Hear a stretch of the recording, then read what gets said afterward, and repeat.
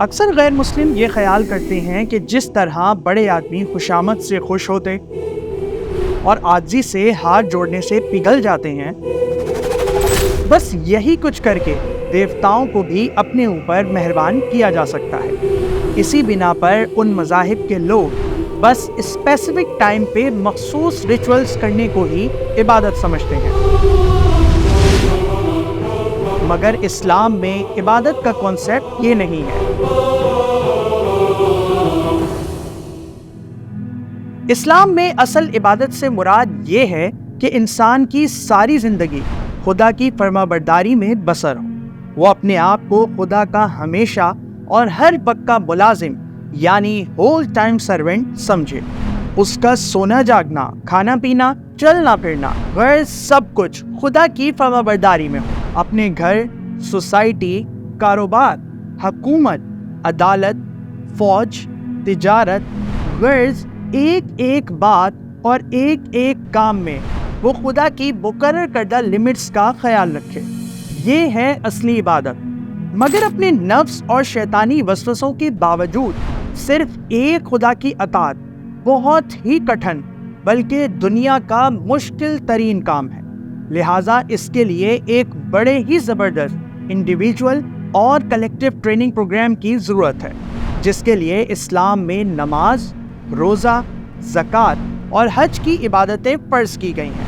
انہیں عبادت کہنے کا مطلب یہ نہیں ہے کہ یہی عبادت ہیں، بلکہ یہ ہے کہ ایک مسلمان کو اصلی عبادت کے لیے تیار کرنے کا لازمی ٹریننگ کورس ہے۔ نماز ٹریننگ کیسے؟ نماز امت مسلمہ کو ایک فوج اور ایک مسلمان کو اس فوج کے سپاہی کی طرح ٹریٹ کرتی اور اسی طرز پر ان کی ٹریننگ کرتی ہے۔ جس طرح فوج میں کئی بار سائرن بجا کر سپاہیوں کو ایک جگہ حاضر ہونے کا حکم دیا جاتا ہے، ان کو بار بار پریڈ کرائی جاتی ہے تاکہ سپاہیوں کو حکم سمجھنے اور اسے ماننے کی عادت ہو اور وہ جنگ کے لیے تیار ہو جائیں۔ ٹھیک یہی کام نماز امت مسلمہ کے ہر سپاہی کے ساتھ بھی کرتی ہے۔ وہ کیسے؟ اذان کا سائرن بجا کر مسلمانوں کو ایک جگہ مسجد میں جمع کیا جاتا ہے اور نماز کی شکل میں ان سے پریڈ کرائی جاتی ہے۔ جب انسان خدا کے حکم پر صبح سویرے گہری نیند، دوپہر اور سہ پہر میں دفتر و کاروبار کی مصروفیت، شام اور رات میں دوستوں اور فیملی کے ساتھ تفریح چھوڑ کر خدا کی بارگاہ میں حاضر ہوتا ہے تو اس میں ڈیوٹی کو سمجھنے اور اس کو چستی سے پورا کرنے کی صلاحیت پیدا ہو جاتی ہے۔ اذان کی پکار پر لبیک کہنے والوں ہی سے یہ امید کی جا سکتی ہے کہ وہ باقی اوقات میں بھی خدا کے حکم کو حکم سمجھیں گے اور اس پر عمل کریں گے۔ پھر اس ٹریننگ کے ساتھ نماز ایک ٹیسٹ بھی ہے جس کے ذریعے روزانہ 5 مرتبہ کارآمد اور ناکارہ آدمیوں کی نشاندہی ہوتی رہتی ہے۔ یہ ایسا ٹول ہے جو روزانہ گن کر بتا دیتا ہے کہ آج کے دن کتنے اور کون سے آدمی اصلی عبادت کے لیے قابل اعتماد پائے گئے۔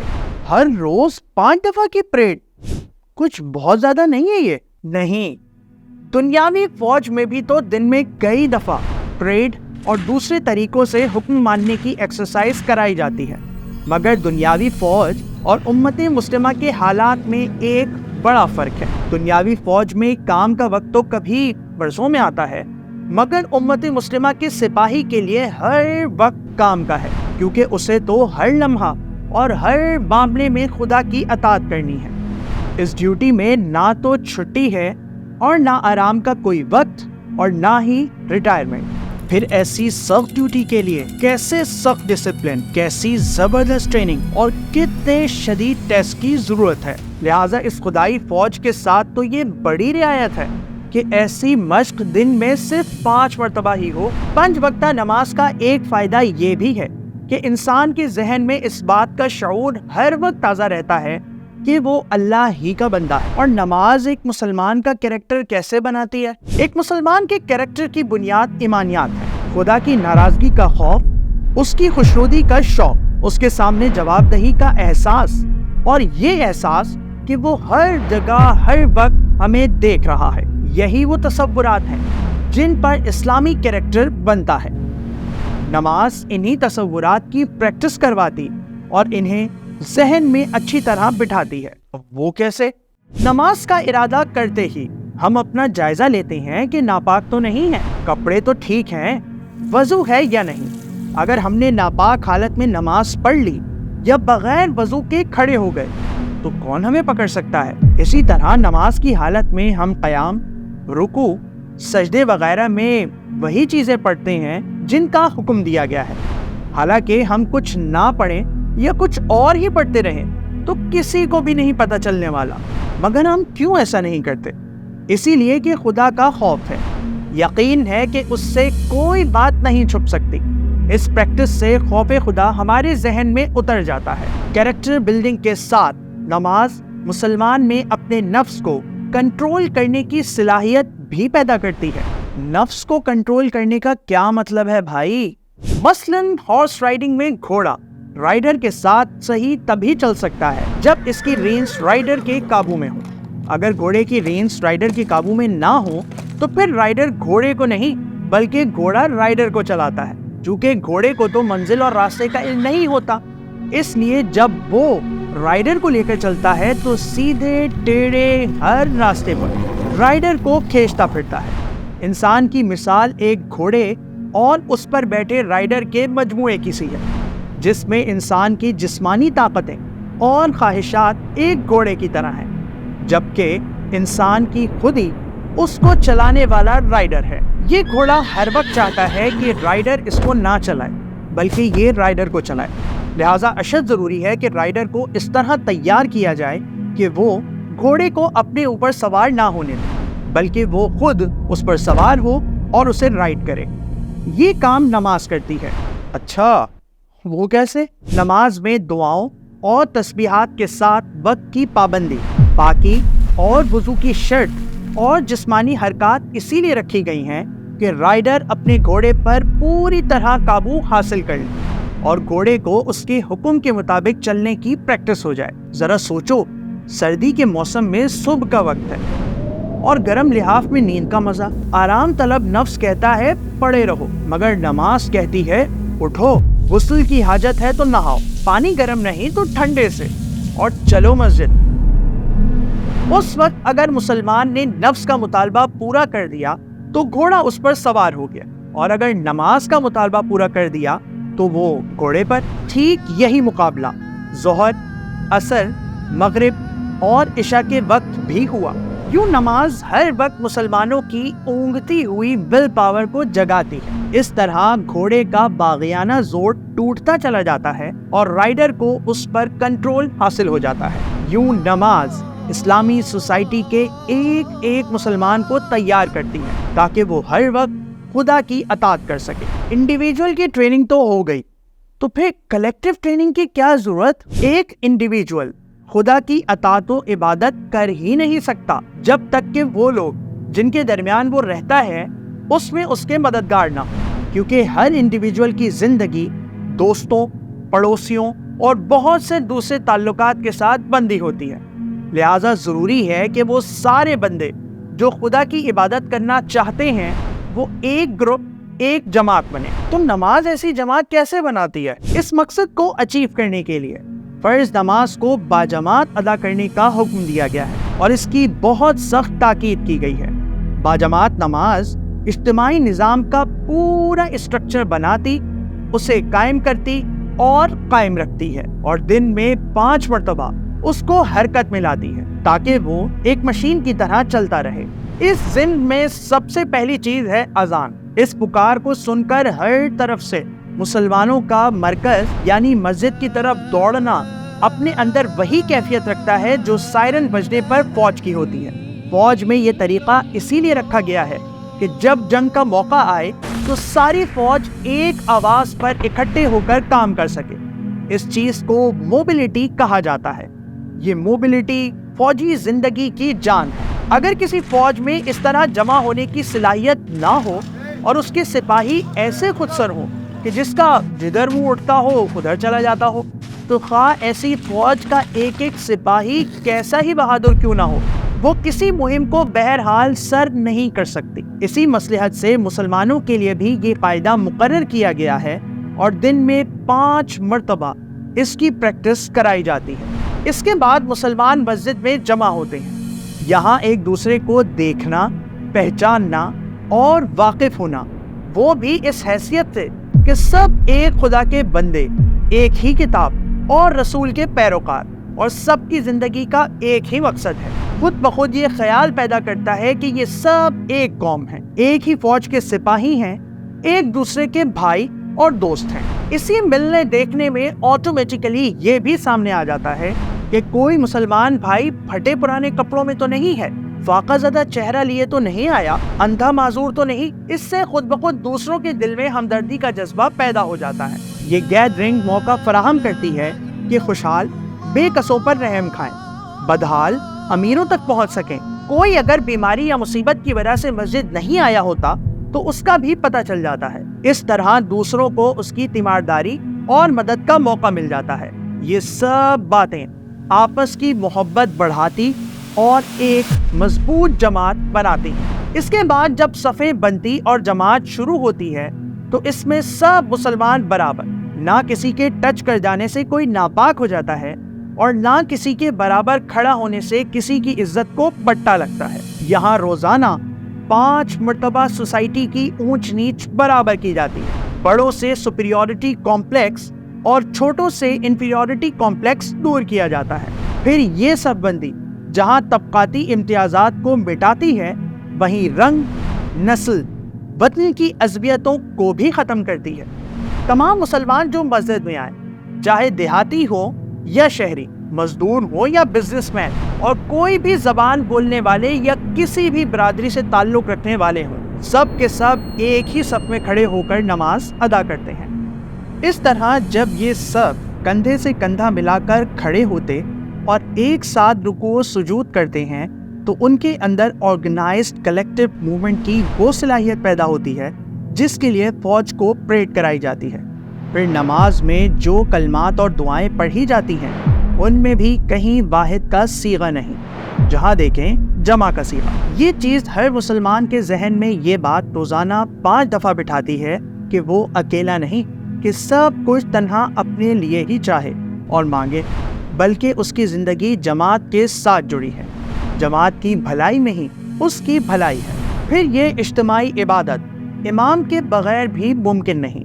یہاں 2 آدمی بھی ہوں تو حکم ہے کہ ایک امام بن کر لیڈ کرے اور دوسرا مقتدی بن کر فالو۔ اس سے دراصل تمام مسلمانوں میں لیڈرشپ اور فالوئنگ کی مکمل ٹریننگ دی جاتی ہے، جو کہ اجتماعی زندگی کی جان ہے۔ اس میں بتایا جاتا ہے کہ اس چھوٹی مسجد سے باہر بڑی مسجد یعنی زمین میں مسلمانوں کا اجتماعی نظام کیسا ہو، امام کس کو بنایا جائے، اس کا طرز عمل کیا ہونا چاہیے، اور جماعت کو اس کی اطاعت کس طرح اور کن باتوں میں کرنی چاہیے۔ اگر امام غلطی کرے تو مسلمان کیا کریں، کہاں تک غلطی میں بھی اس کو فالو کریں، کہاں وہ اسے ٹوک سکتے ہیں اور کس موقع پر وہ اسے امامت سے ہٹا سکتے ہیں۔ اس میں یہ ٹریننگ بھی دی جاتی ہے کہ نہ امام کو ٹوکنے والے کے لیے کوئی شرم کی بات ہے اور نہ امام کے لیے کہ وہ ٹوکے جانے پر اپنی غلطی کی اصلاح کرے۔ امام نہ صرف اپنی غلطی کی اصلاح کرے گا بلکہ غلطی کے اعتراف میں سجدہ سہو بھی کرے گا۔ پھر اس میں جماعت کو یہ ٹریننگ بھی دی جاتی ہے کہ امام کے ساتھ یہ طرز عمل صرف ان غلطیوں کے بارے میں ہے جو معمولی جزیات سے تعلق رکھتی ہیں، لیکن اگر امام نماز کی ترکیب ہی بدل دے یا جان بوجھ کر قرآن غلط پڑھے یا دوران نماز کوئی ایسا کام کرے جس سے یہ ظاہر ہو کہ وہ قانون الہی سے منحرف ہو گیا ہے، تو جماعت کا فرض ہے کہ نماز توڑ دیں، اسے ہٹا کر کوئی دوسرا امام بنا لے۔ یہاں تفصیلات کی غلطی پر امام کو فالو نہ کرنا جتنا بڑا گناہ ہے، امام کے فنڈامنٹلی غلط ہو جانے کے باوجود اس کو فالو کرتے جانا اس سے بھی بڑا گناہ ہے۔ یہ سب گویا چھوٹے پیمانے پر ایک بڑی سلطنت کو چلانے کی پریکٹس ہے جو ہر مسجد میں روز کرائی جاتی ہے۔ اس طرح نماز مسلمانوں میں انڈیویجولی اور ان کی جماعت میں بحیثیت مجموعی وہ کوالٹیز پیدا کرتی ہے جو ہر معاملے میں خدا کی عبادت کرنے کے لیے ضروری ہے۔ جب ساری ٹریننگ نماز نے کر لی تو باقی عبادات جیسے روزے وغیرہ کا کیا کام؟ روزے کا کام انہی اثرات کو زیادہ تیز اور مضبوط کرنا ہے جو نماز سے حاصل ہوتے ہیں۔ نماز دراصل ڈیلی کی یوزول ٹریننگ ہے جو روزانہ 5 مرتبہ مگر تھوڑی دیر کے لیے آدمی کو اپنے اثر میں لیتی اور تعلیم و تربیت کی ہلکی پھلکی خوراک دے کر چھوڑ دیتی ہے، جبکہ روزہ سال بھر میں 1 مہینے کا اسپیشل ٹریننگ کورس ہے جو آدمی کو ایک لمبے عرصے تقریباً 720 گھنٹے مسلسل اپنے مضبوط ڈسپلن میں کس کے رکھتا ہے تاکہ روزانہ کی ٹریننگ میں جو اثرات کمزور رہ گئے تھے وہ بھی مضبوط ہو جائیں۔ البتہ 3 کام ایسے ہیں جو صرف روزے ہی کی خصوصیت ہیں۔ پہلا یہ کہ انسان کے شعور میں اللہ کی حاکمیت کے تصور کو اس قدر مستحکم کر دینا کہ آدمی اپنی آزادی و خود مختاری کو عملاً سرنڈر کر دے۔ وہ کیسے؟ اس کے لیے انسان کی 2 نفسانی خواہشات جو اس میں سب سے زیادہ اسٹرانگ ہیں اور انسان کو بآسانی اپنا غلام بنا لیتی ہیں، یعنی کھانا پینا اور شہوت، فجر سے لے کر مغرب تک حرام کر دی جاتی ہیں۔ مغرب ہوتے ہی جو چیزیں ایک لمحہ پہلے تک حرام تھیں ایٹ ونس حلال ہو جاتی ہیں۔ پورا مہینہ آدمی اس شدید ڈسپلن کے تحت رکھا جاتا ہے کہ مقررہ وقت تک سحری کرے اور مقررہ وقت پر ہی افطار۔ جب انسان مسلسل کئی گھنٹے کھانے پینے سے رکا رہتا ہے اور افطار کا وقت ہوتے ہی ان چیزوں کی طرف لپکتا ہے تو یہ اس چیز کا عملی مظاہرہ ہوتا ہے کہ گویا فی الواقع اس کے ہاتھوں اور منہ پر کسی اور کی حکومت ہے۔ یہ چیز احساس بندگی کو انسان کے کانشیس اور سب کانشیس میں بٹھا دیتی ہے۔ دوسری چیز ہے اوروں کی محرومی کا احساس اور باہمی امداد کا فروغ۔ روزہ عارضی طور پر تمام لوگوں کو ایک سطح پر لے آتا ہے، اگرچہ امیر ہی رہتا ہے اور غریب، لیکن روزہ چند گھنٹوں کے لیے امیر پر بھی وہی کیفیت طاری کر دیتا ہے جو اس کے فاقہ کش بھائی پر گزرتی ہے۔ نتیجتاً وہ اس کی مصیبت حقیقی طور پر محسوس کرتا ہے۔ یہ احساس اسے غریب کی مدد پر اکساتا ہے۔ تیسری چیز ہے تقوی کی فضا۔ رمضان کا مہینہ گویا خیر و صلاح اور تقوی و طہارت کا موسم ہے، جس میں برائیاں دبتی ہیں اور نیکیاں پھیلتی ہیں۔ اس زمانے میں آدمی کو گناہ کرتے شرم آتی ہے، یوں سال بھر میں پوری آبادی کی صفائی ہو جاتی ہے۔ تو بس نماز روزہ کافی ہو گئے نا؟ باقی نماز اور روزہ بلا شبہ بہت زبردست ٹریننگ اور بہت سخت ٹیسٹ ہے، مگر صرف ان 2 سے یہ پتہ نہیں چلتا کہ امت مسلمہ کی فوج کے سپاہی کا حال اس شخص جیسا تو نہیں جو گائے کو ماتا جی کہتا، ہر وقت اس کے گن گاتا اور اس کی خاطر پوری دنیا سے لڑنے پر تو تیار ہو جاتا ہے، مگر یہی ماتا جی اگر اس کے غلے میں منہ مار دے تو ڈنڈا لے کر اسے مارنے لگتا ہے۔ جو شخص اتنے چھوٹے دل کا، پست ہمت اور احسان فراموش ہو کہ جس خدا نے اس کو اس کی حقیقی ضرورت سے زائد مال دے کر اس پر احسان کیا ہے، اس احسان کا حق ادا کرتے ہوئے بھی اس کا دل دکھتا ہو، بھلا اس سے یہ امید کیسے کی جا سکتی ہے کہ اگر کبھی ایسا سخت وقت آ گیا کہ خدا کی خاطر اس کو اپنی حقیقی ضرورتوں کا نقصان گوارا کرنا پڑا تو وہ اس پر راضی ہو جائے گا اور کوئی قربانی محض دین و ایمان کی خاطر برداشت کرے گا؟ یہی امتحان زکوٰۃ لیتی ہے۔ زکوٰۃ ایز اے ٹیسٹ تو کلیئر ہے، مگر یہ ٹریننگ کس چیز کی دیتی ہے؟ دیکھو، انسان کا نفس اسے کہتا ہے کہ جو مال تمہارا ہے اس کو تمہاری ہی ضرورت اور آسائش پر خرچ ہونا چاہیے یا اس سے اور مال بنانا چاہیے۔ بھلا تم کیوں خواہ مخواہ اپنا روپیہ دوسروں پر خرچ کرو؟ لیکن جب ایک مسلمان بحث خدا کے حکم پر اپنا مال دیتا ہے تو اس میں فراخ دلی، بلند حوصلہ، اعلیٰ ظرفی کی کوالٹیز پیدا ہوتی ہیں۔ اس میں یہ احساس مضبوط ہوتا ہے کہ اس کا مال اس کا اپنا نہیں بلکہ خدا کی امانت ہے۔ پھر مالدار آدمی جب یہ کم سے کم مال یعنی ضرورت سے زائد مال کا 2.5% زکوٰۃ خدا کی راہ میں دیتا ہے تو اس کا یہ عمل گویا اس مال کے آگے بنے فینس کو توڑ دیتا ہے جو آدمی کو راہ خدا میں خرچ کرنے سے روک رہا تھا۔ یوں آدمی زکوٰۃ کے علاوہ بھی اپنا مال خدا کی راہ میں خرچ کرنے لگتا ہے۔ جس قوم کے امیروں میں روزے کی وجہ سے غریبوں کا احساس ہو اور زکوٰۃ کی شکل میں مالی مدد فردن ضرورت مندوں کو تلاش کر کے ان تک پہنچائی جاتی ہو، وہاں غریب و امیر میں حسد کے بجائے شکر گزاری اور احسان مندی کا تعلق قائم ہوتا ہے، اور یوں سوسائٹی میں امیر و غریب کی وہ جنگ کبھی رونما نہیں ہوتی جو دوسری قوموں میں ہو سکتی ہے۔ اچھا تو پھر حج، وہ کس لیے؟ حج کا مقصد یہ ہے کہ مسلمان، خواہ وہ کسی قوم اور کسی ملک سے تعلق رکھتے ہوں، سب کے سب ایک مرکز سے وابستہ ہو جائیں اور ایک بین الاقوامی جماعت یعنی امت بنائیں۔ ذرا تصور کرو، ادھر مشرق سے ادھر مغرب سے، یہاں شمال سے وہاں جنوب سے، بے شمار قوموں اور ملکوں سے لوگ ہزاروں رستوں سے ایک مرکز کی طرف چلے آ رہے ہیں۔ ان کی شکلیں مختلف اور رنگ الگ ہیں، مگر مکہ کے قریب پہنچ کر سب اپنے قومی لباس اتار کر ایک ہی طرز کا یونیفارم پہن لیتے ہیں۔ سب کی زبانیں تو مختلف ہوتی ہیں مگر نعرہ ایک، لبیک اللہم لبیک لبیک لا شریک لک لبیک۔ سب اللہ اکبر کے اشارے پر اٹھتے بیٹھتے، رکوع و سجود کرتے اور ایک ہی قرآن عربی کو پڑھتے ہیں۔ یوں زبانوں، قومیتوں، رنگوں اور نسلوں کا اختلاف ٹوٹتا ہے اور ایک عالمگیر جماعت یعنی امت مسلمہ بنتی۔ لاکھوں مسلمانوں کا یہ سالانہ اجتماع موقع فراہم کرتا ہے کہ حج پر آئے ہوئے مسلمانوں کی ایسی تعلیم و تربیت، بلکہ صحیح معنوں میں اوور ہالنگ کر لی جائے کہ یہ لوگ امت مسلمہ کے جانباز سپاہی بن کر لوٹیں۔ حج پہ آئے ہوئے لوگوں کی نقل و حرکت، چال چلن اور عادات و اطوار کو دیکھ کر بآسانی یہ بھی معلوم کیا جا سکتا ہے کہ کس علاقے کے مسلمانوں میں کیا اچھائیاں اور کیا خرابیاں ہیں، جس سے ان خرابیوں کی اصلاح کا منصوبہ بنانا ممکن ہو جاتا ہے۔ یہ ہے وہ ٹریننگ جو عبادات مہیا کرتی ہیں۔ تو بھائی، اس ٹریننگ کے ریزلٹس ہمیں کیوں نظر نہیں آتے؟ ہر کام جو انسان کرتا ہے، چاہے وہ عبادت ہو یا کچھ اور، اس میں دو چیزیں ہوتی ہیں۔ پہلی چیز ہے مقصد، جس کے لیے وہ کام کیا جاتا ہے، اور دوسری کام کی وہ شکل جو مقصد کے حصول کے لیے اختیار کی جائے۔